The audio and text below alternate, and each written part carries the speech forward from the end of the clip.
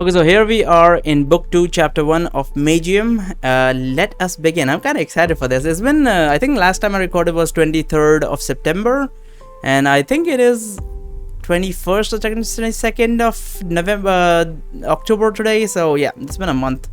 Anyway, our first objective, Hodrick says, did I hear him right? This is, they're talking about, a quick recap is when the sky opens up, there's a gnome in the sky, is like, okay, yeah, we had some issues, technical difficulties, we're gonna announce your first objective. So that's what Hardrick is talking about.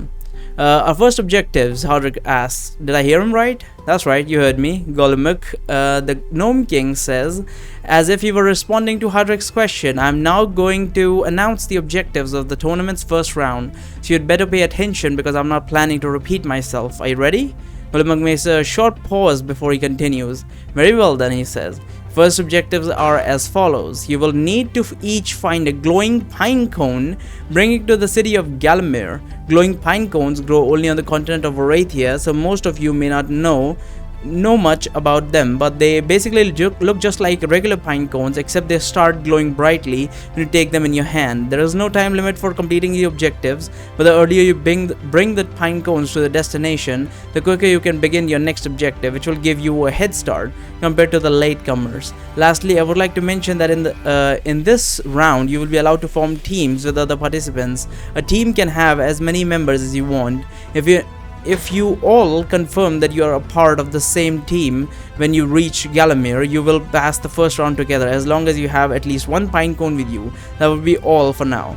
So wait, two things. First of all, that is hilarious that their first objective is so mild compared to what everyone else was thinking. Is probably like a battle royale, we have to kill each other and whatnot.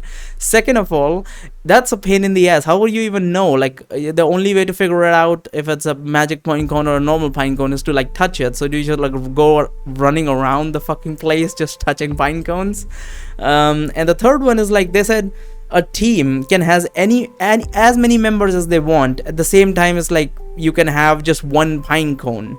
So that would mean if, let's say, the entirety of the mages on the island only got one pine cone and they all just came together at one gate and said like we are a team, so that just that one pine cone would be enough to have them all pass the test. Obviously that's not going to happen. There's a million reasons for that. I'm not gonna get into the obvious shit, but yeah, that's kind of weird. But okay, what? Hardrick shouts, he can't be serious. How can they even call this a mage tournament with objectives like that? What's next? Are they going to tell us to go pick some flowers? Yeah, that's what I was saying.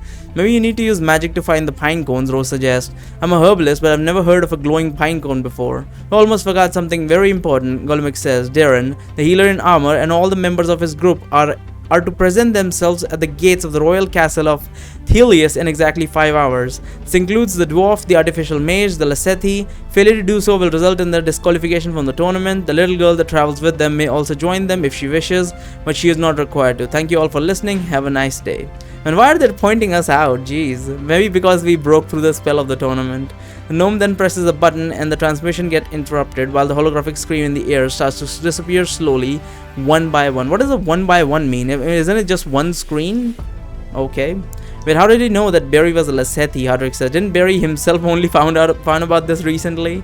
The fact that the king of Thelius knew both about Barry's and Kate's true identities strongly suggests that he's been keeping an eye on us for a while, Iluna says. He must have spies that inform him of everything that goes on in his kingdom. I wouldn't be too surprised if he knew about my existence as well. Oh, Iluna, right.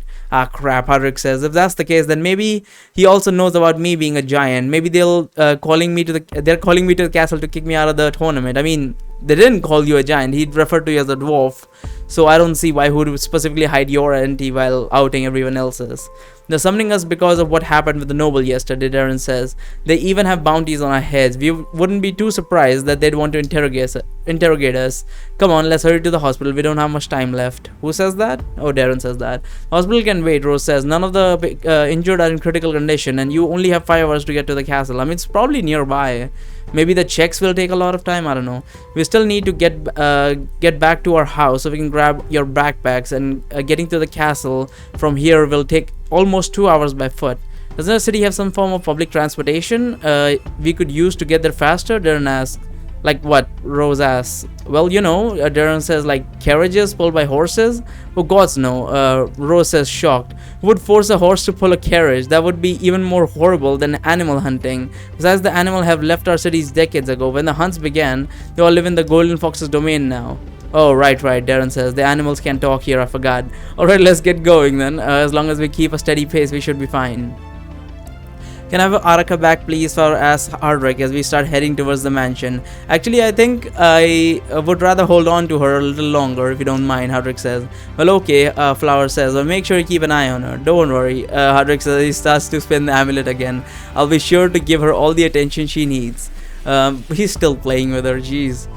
We all follow Rose and go back the way we came, so we slowly begin to leave the slums behind us to enter the richer district that Rose's house is situated in. While we walked, Araka would occasionally start showering us with a variety of insults and threats as Hardrick ignored her and kept spinning her amulet despite her never-ending complaints.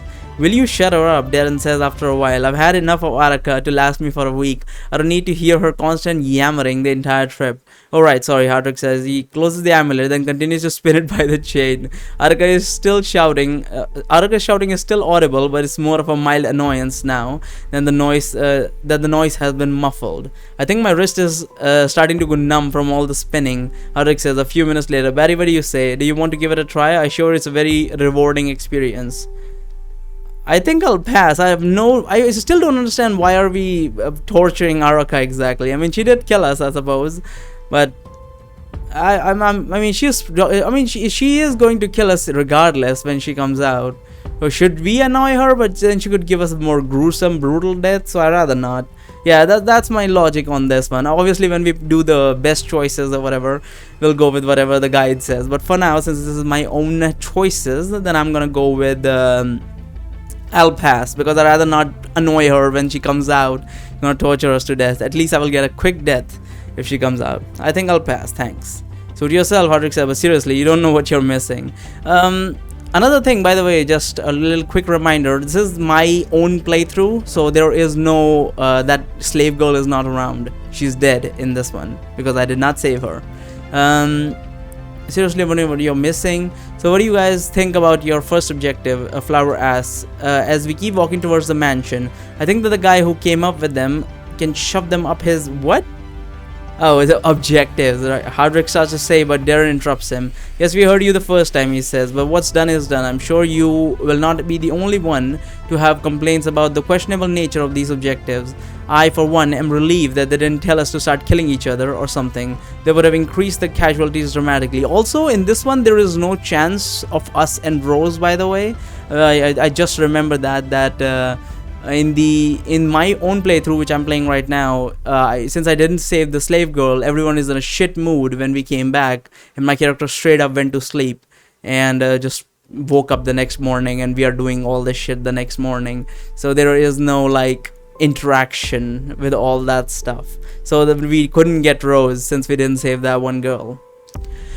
Anyway, if we heard you the first time, he says, what's done is done. I'm sure that your complaints, questionable nature, relieved, they start killing each other or something, that would be increase the casualties dramatically. But how are you going to find the pine cones? Flower asks. I've been living here for years. I don't even know what they look like. But it's not like you've been looking for them specifically either, I say. There's someone in this town who could help us. I don't know what to say, Rose says. I'm pretty well versed in herbology, and these glowing pine cones never came up in any of the books I've read. They might have been discovered only recently. So you're saying that they most